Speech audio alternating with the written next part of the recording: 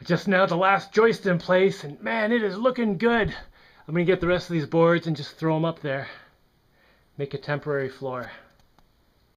These windows have an effect that I knew would happen, but I didn't realize how amazingly it would happen. So right now, there's a breeze coming this way, and it's hitting the building and it doesn't have many places to go. So it's pushing a lot of the wind through this window. Oh yeah. I'm gonna have to remember to put circle windows right by my bed. I can get some nice nighttime breeze. Ooh, yeah. All right, now I can get back to concrete bananas. And I'll just move boards around to go wherever I'm working. Maybe I'll start over there right now. There, and just start working around. When I get to over here, fill in over here with a few boards. Then keep working with a safe floor. I'll have to make some kind of little step ladder with some of my scraps. Although some of these scraps I want to use to make extra joists, because this is like a 6 foot span at least here. So I want to put a joist here to cut that way down, and there's a few other places. I have to admit, building with wood, oh man, it's so tempting to just build the rest of this with wood. Oh, so fast. But no, I'm gonna take the months to finish it in concrete instead of the weeks to do it in wood. Oh, I could get this done in like 2 weeks if I did it with wood. But no, I'm using more time to build a fortress against time. Because yes, this is a fortress against, unwanted zombies and maybe a stray bullet now and then, some boomerangs or whatever. But more than anything, it's a fortress against time. So I want to build something that's going to last a long time. And if I build with wood, it's going to start rotting. Some termites might get in eventually, blah, blah, blah. That's kind of how I'm trying to do everything here. Make everything once and make it to last. That's why my bulldozer's all stainless steel and aluminum. And, my boats, I try to do a good job on them so they'll last a long time.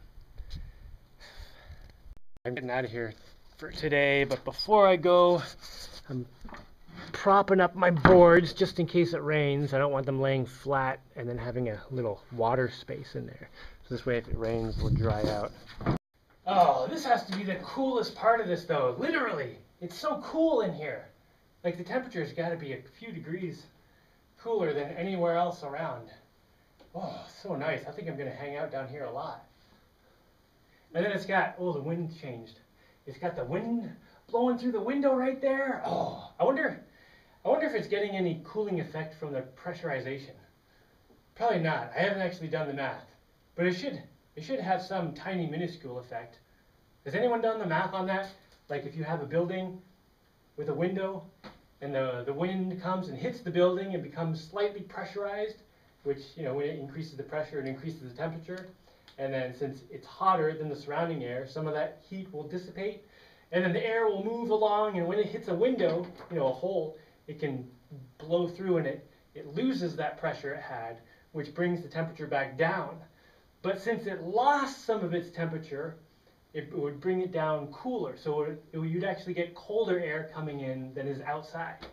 And then it would have the opposite effect on the other side. If the wind's blowing that way, it's creating suction over there around the windows. Suction, it's like my favorite thing. Oh, suction creates so many amazing effects. Anyway, over there, when it creates suction near the window, when the air starts getting sucked out, it would decrease in temperature. Oh, I'm like slurring my words. I've been out in the sun too much. I need to get some water again. But anyway, the air just before it's going out of the window would decrease in pressure, which would also decrease in temperature. So it would kind of suck some heat out of the building as it went out. I think this would only be like a tiny, tiny effect though. But I don't know. Maybe doing that all day makes a noticeable difference. Either way, it is noticeably cooler in here than everywhere else. Like even outside in the shade and the breeze.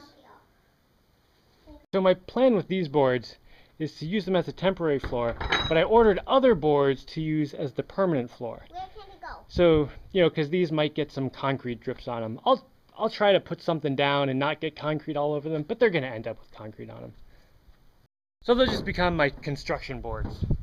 Because I'll need construction boards for a lot of things. You know, the next floor up and various other things. Oh, and the other boards that are coming for the floor are Mayo Rojo. Red Mayo. Which is supposed to be good for floors. And Deshane is excited that it's going to be red and pretty.